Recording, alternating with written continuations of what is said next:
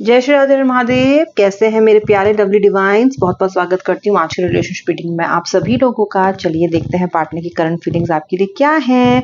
आप अगर no contact में, सेपरेशन में, दुखी हो रहे हो, रो रहे हो, पार्टनर आपके साथ अच्छा व्यवहार नहीं कर रहे हैं, बहुत इंडिफरेंट आपके साथ बिहेव कर रहे हैं, बिल्कुल स्ट्रेंजर की तरह बिहेव कर रहे हैं, ऑन ऑफ में डाल रहे हैं, ये जितनी भी समस्याएं दुविधाएं हैं, अगर आप इनमें से किसी भी सिचुएशन में हो तो आज की रीडिंग आपके लिए है। इनफैक्ट अगर आपका केवल छोटी सी झगड़ा हुआ है तो भी अगर आप परेशान हो उसकी वजह से, तो भी आप ये रीडिंग आज देख सकते हो। ध्यान रखना, ये एक कलेक्टिव जनरल रीडिंग है, सबके साथ रेजोनेट करे कोई ज़रूरी नहीं है।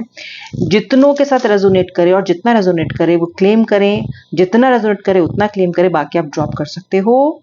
एंड मेल फीमेल स्पेसिफिक नहीं है। ऑल्सो ये एक टाइमलेस रीडिंग है, जिस दिन आप इस रीडिंग को देखोगे ना, ये आपके साथ रेजोनेट करेगी जी। चलिए आज मैं दो डेफिनेशन टूल का यूज करूंगी।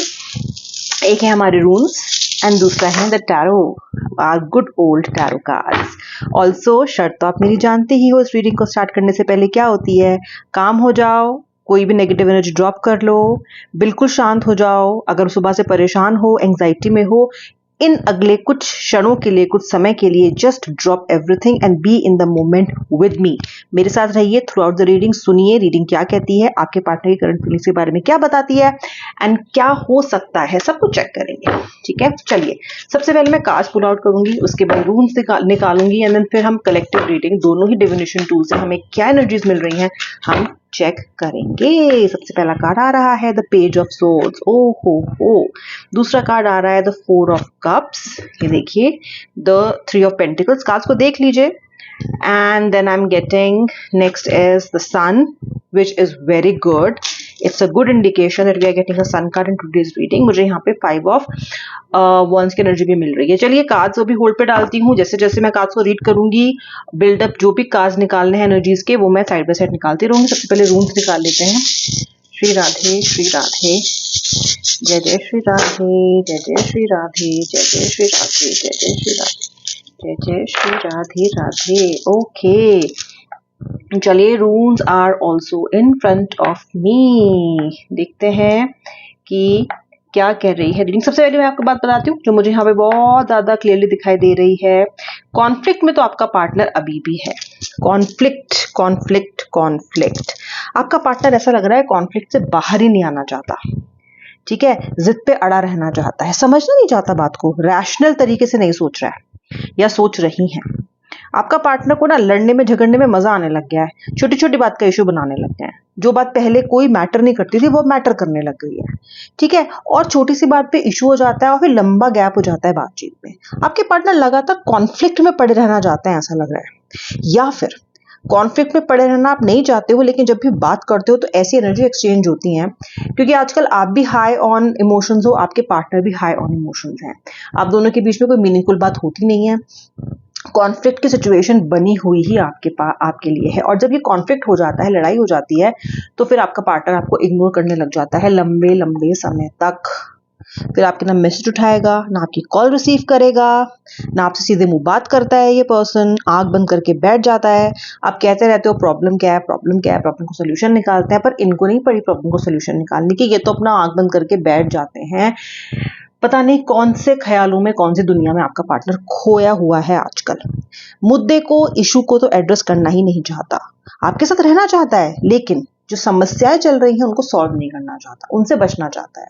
कहीं ना कहीं प्रॉब्लम सॉल्विंग एनर्जीज में आपका पार्टनर नहीं है। जैसा चल रहा है चलने दो, तो क्या हो गया, ठीक है हो जाएगा, वेट करो, ओवर रिएक्ट मत करो। केवल यही डायलॉग्स हैं उनके पास आपको सूद करने के लिए। कोई रियल समस्या का सोल्यूशन उनको नहीं समझ में आता, ना ही वो उसको निकालने की कोशिश कर रहे हैं।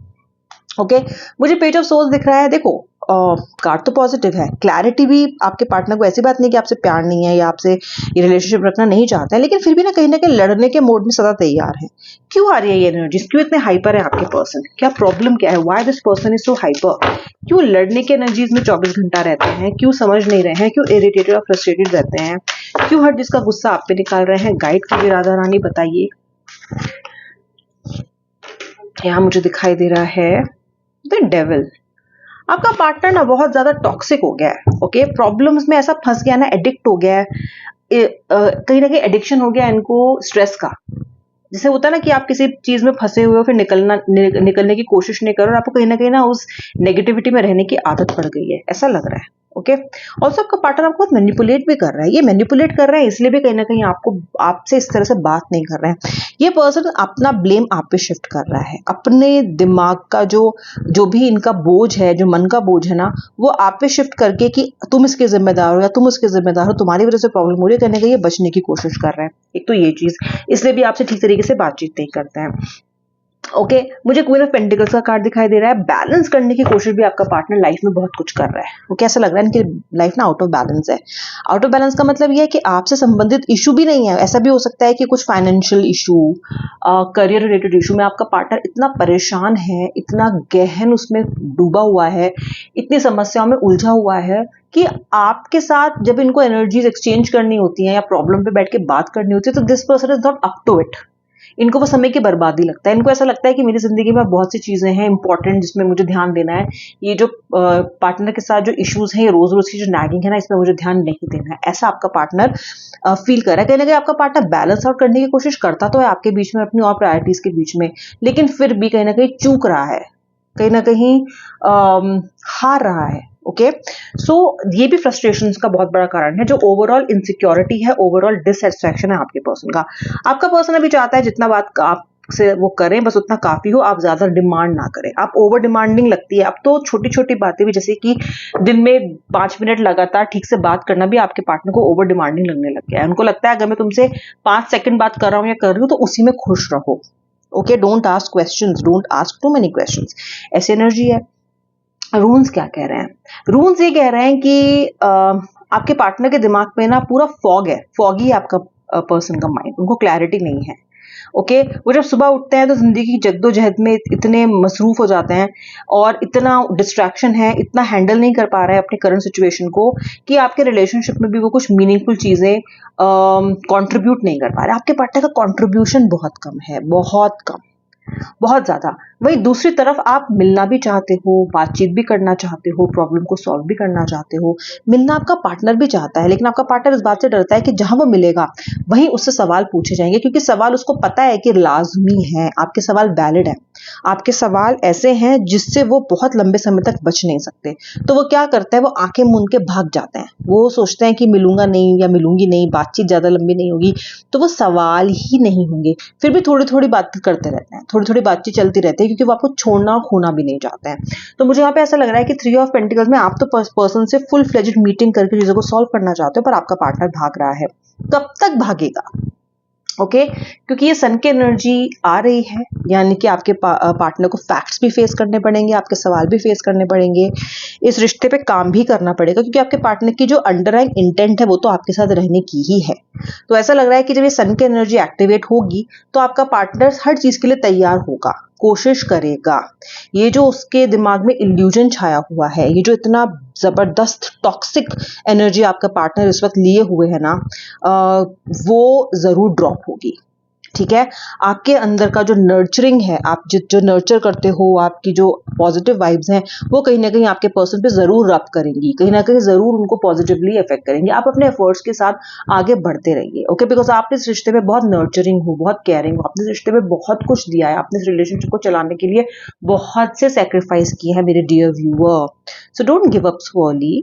थोड़ा पार्टनर को समय दीजिए, इनकी लाइफ में जो और प्रायोरिटीज हैं और चीजें हैं उनको सेटल होने में थोड़ा सा समय दीजिए।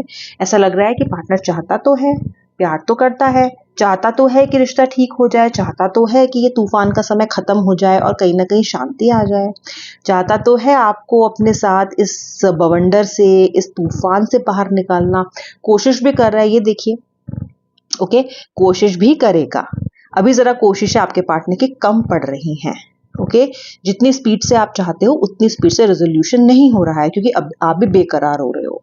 अब आपका भी पेशेंस लेवल जा रहा है, लेकिन ये समय पेशेंस खोने का नहीं है, ये समय काम होने का है। क्योंकि अगर आप पेशेंस खो जाओगे या खो दोगे तो जो स्थिति बेटर हो सकती है ना, उसमें और ज्यादा डिले होगा। तो खुद को पॉजिटिव रखो, खुद को मोटिवेटेड रखो। ओके, और कहीं ना कहीं जिंदगी के सफर में धीरे धीरे ईश्वर का नाम लेके, ईश्वर का सानिध्य प्राप्त करके आगे बढ़ते रहो। ये थी आपके पार्टनर की करंट फीलिंग्स। अब मिलने वाली हूँ नेक्स्ट वीडियो में। तब तक के लिए जय जय श्री राधे राधे, हर हर महादेव।